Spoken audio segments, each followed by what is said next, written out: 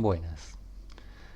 Hemos visto el algoritmo de descenso de gradiente clásico y si bien notamos que es muy flexible, también mencionamos de que no es aplicable para conjuntos de datos muy grandes, por ejemplo, de más de 1 millón de ejemplos.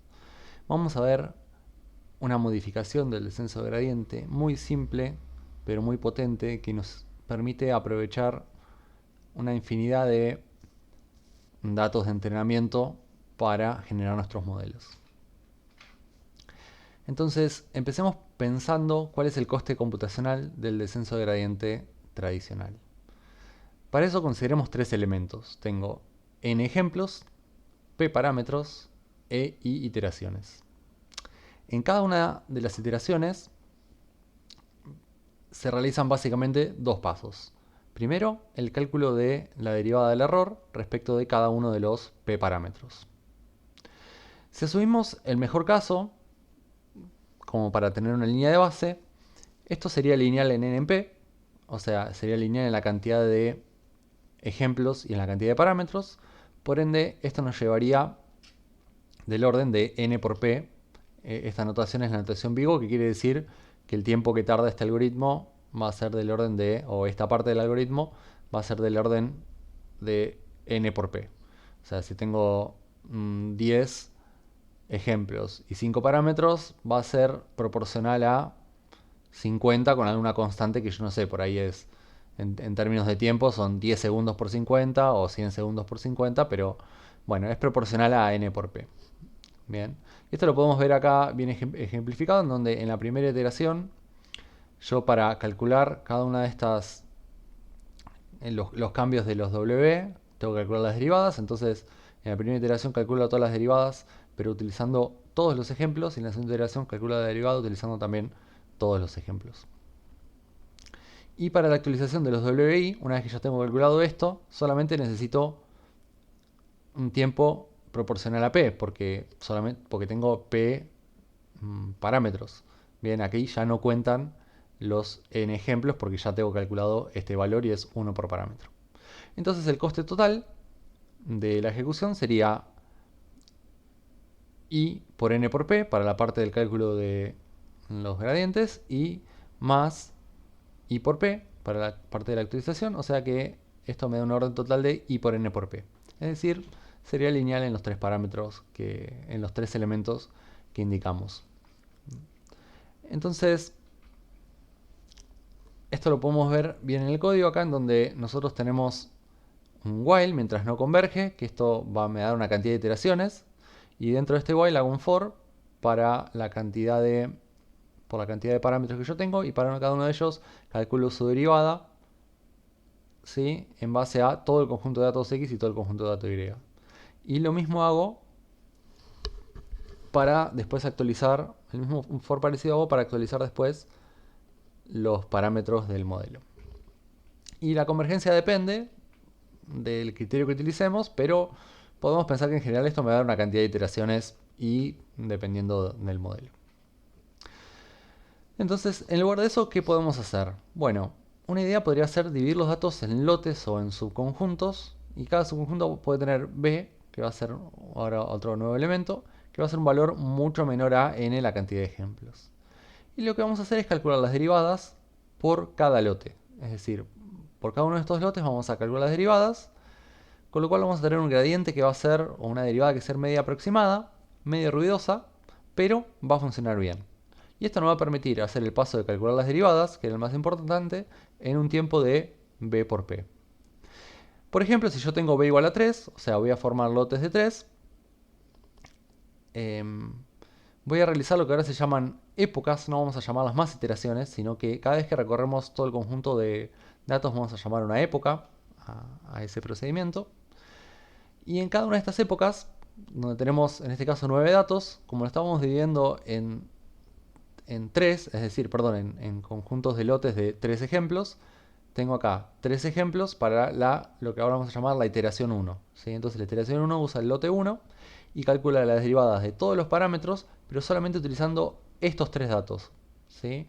Luego vamos a hacer otra iteración solamente utilizando 3 datos y luego usamos otra iteración también utilizando 3 datos. Entonces, en cada una de estas iteraciones se van a actualizar todos los parámetros W desde 1 hasta el P. Y una vez que terminamos una pasada entera por todo el conjunto de datos, es decir, en este caso, bueno, justo tengo 9 ejemplos y tengo entonces 3 por 3 iteraciones, cada una con 3 ejemplos. Pero si tuviese 10 ejemplos tendría, y un tamaño de lote 2, tendría 5 iteraciones, cada una con 2 ejemplos, ¿no? Entonces, una vez que termino este proceso, voy a pasar a otra época, si es que determino que es necesaria otra época más, en donde de nuevo voy a hacer lo mismo, voy a dividir mi conjunto de datos en lotes, y por cada lote voy a calcular las derivadas y actualizar los parámetros, y luego paso a otra iteración. Entonces, en este caso voy a tener 6 actualizaciones de los parámetros distintos, mientras que en el caso anterior, vuelvo acá, tenía con dos pasadas enteras por el conjunto de datos, tenía solamente 2. Entonces, comparemos cómo sería la ejecución de esto. Bueno, en el modelo tradicional de descenso de gradiente, en el algoritmo tradicional, acá esto lo redujo un poco, pero básicamente calculo todas las derivadas de todos los parámetros con todo el conjunto de datos y luego actualizo todos los parámetros, ¿no? Esto sería asumiendo que model.w tiene todos los parámetros y que esta es la matriz. Acá calcularía la matriz o un vector de todas las derivadas. En cambio, en el caso por lotes, yo tengo el for por las épocas, que el mismo, o que acá serían igual que iteraciones, pero acá no, sería el for por las épocas, y luego a un for por cada uno de los batches que yo quiera, ¿sí? De los batches que yo vaya a tener, de los lotes que vaya a tener. Entonces, en este caso, para calcular cuántos lotes voy a tener, acá tengo n, que sería la cantidad de ejemplos. Acá elegí un valor de b o batch size de 32, tamaño del lote 32, quiere decir que cada lote va a tener 32 ejemplos. Y acá para calcular la cantidad de lotes que voy a tener, divido n por la cantidad de, o sea, n es la cantidad de ejemplos por batch size, que es la cantidad de ejemplos por lote, y me da entonces la cantidad de veces que voy a realizar esto. Y en cada uno de estos lotes, acá tengo una función que me debería volver el lote i, digamos, o número batch, acá, que tengo en este for, de 0 a batches.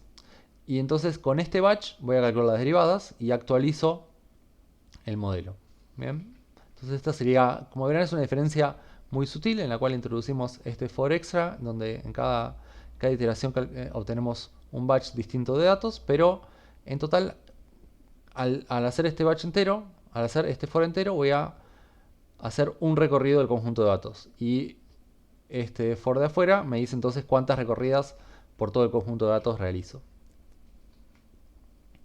Entonces, compaginando un poco con esto que decimos de las modificaciones, entonces yo empezaría con un valor inicial de mis parámetros y con el batch 1 calculo la derivada. Esta derivada es solamente con los ejemplos del batch 1 o lote 1 y me muevo acá, luego calculo otra derivada y me muevo acá y así sucesivamente. Entonces este va a ser lote 1, lote 2, lote 3, lote 4 y finalmente llego acá al lote 5 donde encontré el óptimo según mi criterio de convergencia.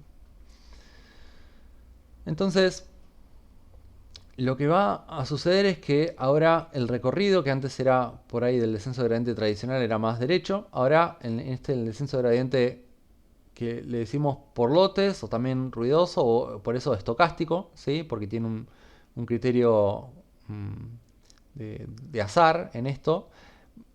Vamos a tener entonces acá más actualizaciones, ¿no? Vamos a tener más actualizaciones y encima cada una por ahí le va a errar un poquito, ¿no? No van a ser tan buenas como el camino al mínimo que vemos acá. Acá vemos la función de contorno, entonces el mínimo estaría por aquí y el descenso de gradiente tradicional va mucho más derecho. En cambio el estocástico va a ir con un poquito de error. Pero hagamos este análisis de tiempos. El coste de iteración para el descenso clásico era n por p, donde n era la cantidad de ejemplos. Pero ahora el coste es b por p, donde b es un hiperparámetro que nosotros podemos controlar. Entonces, si b es igual a n, si lo hacemos muy grande, estamos igual que en el caso clásico, ¿sí? Y si b es igual a 1, tendría los gradientes calculados con un solo ejemplo, que eso por ahí sería demasiado ruidoso y no funcionaría bien. Pero si busco un B intermedio en donde los gradientes sean ruidosos pero no tanto, entonces puedo, puedo pagar el precio de realizar más iteraciones y ir con un poquito de ruido, siempre y cuando estas iteraciones sean mucho más rápidas. ¿Sí? ¿Y qué tan rápidas pueden ser? Y muchísimo más, porque acá puedo utilizar un B muy chiquito. Por ejemplo, si yo tengo un conjunto de datos de 1 millón de ejemplos, en vez de calcular acá algo de 1 millón de ejemplos por cantidad de parámetros, puedo calcular acá algo de 32 por cantidad de parámetros o 64 por cantidad de parámetros o un valor parecido. Pero siempre estamos hablando de valores de cuanto mucho 2000 ejemplos, ¿sí? Versus los 1 millón, 2 millones, 10 millones de ejemplos. Entonces esto nos va a permitir un aumento de velocidad muy grande sin perder calidad en la solución. Y de hecho, en algunos casos, este tipo de descenso de gradientes estocástico puede funcionar mejor. Entonces, vamos a ver qué efecto tiene esto. Bueno, como hablamos de que ahora el error o el recorrido de los parámetros va a ser más ruidoso. Entonces vamos a ver que algunas veces vamos a hacer una actualización de los pesos y en realidad no vamos a mejorar la función, el error siempre, sino que a veces lo vamos a aumentar. ¿Sí? En algunas iteraciones va a aumentar el error, ¿sí?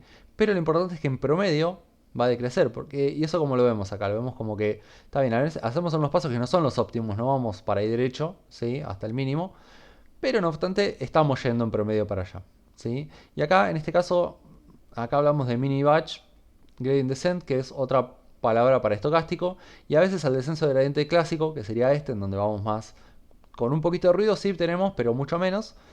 Eh, También a veces se le dice batch, lamentablemente. Entonces, ¿por qué funciona este descenso de gradiente estocástico? Bueno, tenemos que empezar a pensar de que el descenso de gradiente utiliza todas las muestras, ¿no? El clásico. El gradiente es exacto, sí, pero es exacto respecto de las muestras de todo mi dataset, que siguen siendo muestras esas, porque no tienen, son muestras de la realidad que no tienen la distribución real de los datos, ¿sí? O sea que igual el descenso de gradiente clásico sigue siendo mm, un descenso de gradiente ruidoso, ¿sí? O sea, solamente que tiene mucho menos ruido. En cambio, el descenso de gradiente estocástico lo que usa es una muestra de una muestra, ¿no? Cada uno de los lotes es una muestra de la muestra que en realidad es nuestro conjunto de datos. Entonces, el gradiente no es exacto respecto de las muestras ni respecto de la población, pero si ves suficientemente grande, si el batch size es suficientemente grande, esta cantidad va a ser significativa estadísticamente. Entonces, no necesitamos un gradiente que sea exacto respecto de los datos, sino un gradiente útil. Entonces, como les decía de nuevo, acá en un ejemplo de 2 dimensiones, por ahí el gradiente verdadero era este y el estimado es este. Y bueno, está bien, no vamos exactamente, no vamos directo hacia el punto de menor error, pero tomamos un camino que por ahí no es perfecto, pero que va bien. Entonces, para entender esto un poquito mejor, tomamos la comparación entre tres cosas distintas. Nosotros tenemos la distribución verdadera de un conjunto de datos, ¿sí? Que sería esta línea azul, que sería una distribución de datos, ¿no? Acá estamos haciendo un ejemplo de 1D que podemos visualizar, ¿no? Pero sería una distribución de datos. Y esto lo puedo ver como, en este caso son valores 1D de nuevo, pero podría verlo como distribución de imágenes o distribución de palabras, dependiendo de lo que se vea a mi dominio. Entonces yo tomo una muestra de datos acá de esta distribución, o sea, tomo una muestra de datos de mi problema, si son imágenes, agarro una cámara y saco fotos o lo que sea. Y entonces este conjunto de datos va a ser una muestra de esta distribución. Y si yo quiero estimar en base a este conjunto de datos la distribución, que sería la línea esta negra, bueno, puedo hacerlo, pero como verán, esa distribución que yo estimo nunca es exactamente la verdadera, porque yo siempre la estoy estimando en base a datos, ¿sí? Entonces, acá tengo un ejemplo en 2 dimensiones, en donde básicamente veo lo mismo, ¿sí? Tengo en negro los datos y la distribución estimada, donde los puntos rojos serían puntos de más, donde yo le asigno más probabilidad a los datos, y los puntos más amarillos donde menos, y el blanco menos todavía. Entonces, en este caso veo también de que los datos no son, digamos, la distribución estimada es esta, pero yo en realidad la distribución verdadera no la conozco. Por ahí es distinta, por ahí no tiene esta estructura, ¿sí? Entonces, nunca podemos ver la distribución completamente. Entonces, básicamente lo que vamos a estar haciendo en el efecto final de lo que vamos a estar haciendo es que, como la función de error es imposible de conocer y la función de la muestra completa utilizada por descenso de lente también es ruidosa, en realidad yo voy a tener acá mi error verdadero, que sería el azul, y la función de todas las muestras, la función de error con todas las muestras, que sería este negro entrecortado, y después voy a tener la función de error del lote 1, es decir, yo cuando selecciono el lote 1, este lote va a tener una función de error, ¿sí? Que no va a ser ni la verdadera, ni la de error de todas las muestras, pero va a ser si elijo un B lo suficientemente grande, va a ser lo suficientemente buena para hacer descenso de gradiente, ¿sí? Y lo mismo si cuando tome el lote 2 voy a tener otra función de error y cuando tome el lote 3 voy a tener otra función de error. Cada una de estas es una función de error distinta. Lo importante es que, como verán acá, los picos, ¿sí? Más o menos se mantengan. O por ahí no, por ahí puede ser que una de estas falle, uno de los lotes, pero si la mayoría de los lotes me da una función de error parecida a la de la distribución, va a estar todo bien. Y esto, la implicancia que tiene es que si yo redefino la función de error en cada lote, en realidad, no digo redefinir, la función de error, la fórmula es la misma, pero digo, en términos prácticos es como de redefinirla. Eso quiere decir que las derivadas también se van a redefinir. Entonces, en este punto, por ahí la derivada era, o aquí en este punto para la función, la derivada de 0, para la función del lote 1, pero por ahí para la función del lote 2 es mayor a 0 porque es creciente, para acá es menor a 0 porque es decreciente, y así sucesivamente. En cada una la derivada va a cambiar, depende del lote que yo tenga. Pero de nuevo, y esto es equivalente a que sean ruidosas, es decir, a que no la pueda calcular exactamente. Pero si son lo suficientemente parecidas al original, y esto en regresión lineal pasa y en redes neuronales también pasa, entonces no siguen funcionando. Bien, entonces teniendo ahí un poco la idea de qué es lo que estamos haciendo, vamos a un par de temas más prácticos. Entonces dijimos que épocas o epochs es la cantidad de iteraciones del conjunto de entrenamiento que realizamos. Es decir, esto sería como una cantidad de iteraciones, pero expresada en términos de el tamaño del dataset, ¿sí? Entonces, hagamos un ejemplo. Si yo tengo n igual a 8, es decir, 8 ejemplos en mi dataset, un conjunto de un tamaño de lote de 2 y 3 épocas, entonces las iteraciones que voy a realizar por cada época van a ser 4, ¿no? Porque yo tengo para la época 1 4 lotes, cada uno con 2 ejemplos, ¿bien? Y la cantidad de iteraciones reales totales que vamos a hacer van a ser 12, ¿sí? Porque voy a tener 4 en la primera, 4 en la segunda y 4 en la tercera, con lo cual voy a tener 12 cálculos de gradientes y 12 actualizaciones de los parámetros. Y esto lo puedo calcular como n sobre batch size, que esto es la cantidad de épocas, de lotes que tengo, por la cantidad de épocas que yo tengo acá, que esto sería 3 por 4. Vemos que si reducimos en 1 la cantidad de épocas, vamos a reducir en 4 la cantidad de iteraciones reales, ¿no? Que antes eran, o sea, la cantidad de iteraciones por época queda igual, ¿sí? Siguen siendo 4, pero la cantidad de iteraciones reales pasó de ser 12 a ser 8. Por otro lado, si yo aumento el tamaño del lote y dejo igual la cantidad de épocas, voy a tener 2 lotes por época, con lo cual voy a tener en total 6 iteraciones de mi conjunto de datos. Entonces vemos que tenemos que tener cuidado cuando hablamos de cuántas iteraciones hacemos para entrenar un modelo, porque la cantidad uno en realidad lo que va a asignar son la cantidad de épocas y el tamaño de lote, y la cantidad de iteraciones reales va a depender acá entonces del tamaño de mi conjunto de datos. Entonces no es lo mismo hablar de 3 épocas con tamaño de lote 4 cuando tengo 2 muestras o cuando tengo 200. Entonces esto es algo a tener en cuenta cuando alguien te dice, yo entrené un modelo con 50 épocas y quizás vos lo entrenaste con menos o más, pero por ahí esos números no son comparables si el tamaño de lote y el tamaño del conjunto de datos no es el mismo. Después hay una estrategia que podemos aplicar para mejorar un poco el entrenamiento, que es desordenar los lotes entre cada época.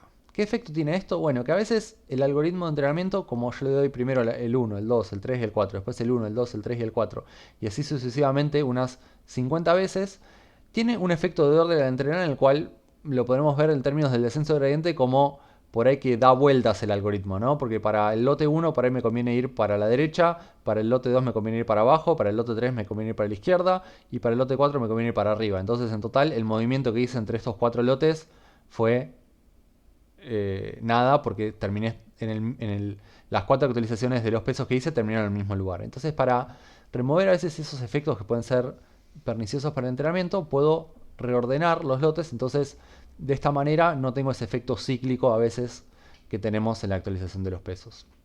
Aún más, lo que puedo hacer es, y lo que se suele hacer en realidad es, en vez de desordenar los lotes, desordenamos los ejemplos entre cada época. Entonces en la primera época tomamos los ejemplos así, por ejemplo 2, 2, 2 y 2, y en la otra época podemos tomar con otra aleatoriedad, por ejemplo el 1 y el 4, el 2 y el 5, el 3 y el 3 y el 7 y el 6 y el 8, ¿no? Y de esta manera entonces el lote sigue siendo como el mismo, ¿no? Pero o sea, en términos del número, pero en términos del orden que le damos en base al índice, pero el batch 1 de la época 1 va a ser distinto que el batch 1 de la época 2. Y esto genera aún más desorden que antes y funciona aún mejor. Y acá vamos a hacer un paréntesis con la nomenclatura, porque lamentablemente es un poco confusa. Entonces repasamos. Lote es igual que batch, y el tamaño de lote o batch size, que le dijimos B. Epochs o épocas sería la cantidad de recorridos que hacemos sobre el conjunto de datos. Algunos también le llaman iteraciones, esto depende el aprendizaje automático y el descenso de gradientes son ramas que están cruzadas por muchas disciplinas y son métodos utilizados en muchas disciplinas, entonces en cada uno puede ser que varíe cómo le dicen a estos términos. Después el descenso de gradiente que nosotros llamamos tradicional, también ha sido conocido como descenso de gradiente batch, o sea, batch gradient descent en inglés.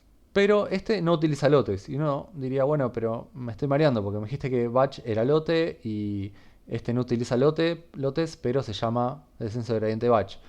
Sí, es cierto, lo que pasa es que esta es una terminología que viene de las fábricas, de los procesos batch versus los procesos online, en donde en los procesos batch se utiliza como toda la materia prima de una, y en los procesos online el sistema siempre está funcionando y va recibiendo de a tandas, pero siempre no para nunca, ¿no? En cambio el proceso batch empieza y termina, y cuando se terminan las entradas ya termina. ¿Bien? Entonces viene de ahí esa manera de llamar al algoritmo. Bien, nosotros vamos a decirle descenso de gradiente tradicional o simplemente descenso de gradiente. Después tenemos el descenso de gradiente estocástico, que es el que vimos, que utiliza lotes o batch, que también a veces es conocido como descenso de gradiente de mini batch para distinguirlo del de batch, que en realidad no usa batch. Y bueno, de nuevo, generalmente le decimos descenso de gradiente estocástico, y hay veces que como el descenso de gradiente estocástico ya es tan común en el área y se usa en casi todos los algoritmos, en casi todos los entrenamientos, entonces muchas veces directamente también se le dice descenso de gradiente, ¿sí? Así que es algo con lo cual hay que tener cuidado. Generalmente en redes neuronales, deep learning y aprendizaje automático, cuando alguien te habla de descenso de gradiente, en realidad se está refiriendo a descenso de gradiente estocástico o por lotes. Y por último, para ir al otro extremo, vamos al descenso de gradiente online, que lo mencionamos brevemente antes, que sería utilizando lotes de tamaño 1. Y esto simularía reentrenar el modelo con nuevos ejemplos continuamente. Y esto también se conoce como descenso de gradiente estocástico a veces. De nuevo, esto es confuso, pero nosotros nos manejamos, creo que la mejor manera de manejarse sería con el tamaño del lote, ¿no? Que cuando es 1, tengo que es el online, que va como reentrenando el modelo con un ejemplo por vez. Si b es igual a n, tengo el tradicional, y si b es un intermedio, sería el estocástico. Bien, entonces, respecto al tamaño del lote, hay que saber cómo elegirlo, ¿no? Porque entonces entre 1 y n tengo muchas opciones. Lo bueno es que al utilizar un tamaño de lote chico, nuestro modelo va a ser más eficiente. ¿Por qué? Porque las multiplicaciones de matrices van a ser mejores respecto de usar n igual a 1, porque van a tener más datos, y también nos va a permitir prealocar la memoria Entonces esto tiene bastantes ganancias en términos de performance. La memoria de todos los cómputos que vamos a realizar. Y con GPUs también esto me permite maximizar el uso de la memoria y minimiza las copias entre la GPU y la CPU. ¿Sí? Entonces de esta manera yo puedo pasar a la GPU la cantidad exacta de datos que entran en su memoria o utilizar en mi CPU la cantidad de datos exactos que entran ahí. Entonces de esa manera puedo optimizar todo el proceso, ¿no? Porque en el caso de que yo tenga todo el conjunto de datos, los conjuntos de datos muy grandes no van a entrar en la memoria. Y si yo utilizo en el otro extremo, en el caso online, un tamaño de batch de igual a 1, eso va a hacer que voy a tener mucho overhead, mucha sobrecarga de las copias y de preparación, y etcétera. Entonces, generalmente el tamaño de batch size es una potencia de 2. Puede ser desde algo tan chico como 8 o hasta 512 o 1024 o 2048. Pero generalmente un valor más grande de esto es redundante para entrenar porque si tengo más de 256 o 502 ejemplos por lote, ya el gradiente ya es lo suficientemente poco ruidoso y útil para mi problema. De nuevo, estas son reglas generales y hay que ver en cada arquitectura o en cada modelo de aprendizaje automático que uso y para cada problema en particular cuál sería el óptimo. Y también para cada hardware, que en cada hardware puede variar esto dependiendo de la cantidad de memoria que yo tenga. Bien, entonces, si recién hablamos de hacer el descenso de gradiente por lotes, pero también podemos hablar de hacer la predicción por lotes, por las mismas razones que dijimos recién. Si yo predigo de un elemento, voy a multiplicar matrices muy chicas, tengo sobrecarga de copias, tengo mala localidad de memoria y tengo con GPUs que copiar entre GPU y CPU cosas todo el tiempo. Entonces la predicción por lotes resuelve este problema y, como les decía de nuevo, el tamaño del lote tiene que ser tan grande como sea posible para que todos los datos entren en la RAM. ¿Sí? Entonces de esta manera evitamos tener que hacer una multiplicación de matrices para un ejemplo, otra para otro, otra para otro, otro para otro, ¿no? Entonces, de este caso, por ejemplo, podría multiplicar los 5 ejemplos todos de una si es que me entran en la memoria. Bien, entonces en resumen, el descenso de gradiente tradicional utiliza todos los ejemplos al mismo tiempo, calcula gradientes más exactos, ¿sí? Pero es más lento y es poco escalable porque no admite tener millones o más de ejemplos, siempre esto dependiendo del problema de nuevo. Y si f es convexa me garantiza llegar al global, ¿sí? Y además no puede escapar muchas veces de mínimos globales si mi función de error tiene mínimos globales. En cambio el descenso de gradiente estocástico, como funciona por lotes que a veces genera gradientes ruidosos, a veces puede con esta aleatoriedad, a veces esta aleatoriedad es buena y va a poder escapar de mínimos locales. El mínimo global no está garantizado porque ya la noción de mínimo global cuando tengo lotes es un poco difusa, porque como dijimos la función de error en realidad cambia por cada lote, pero es mucho más rápido, es escalable y este es el caballito de batalla en realidad para entrenar un montón de modelos de aprendizaje automático.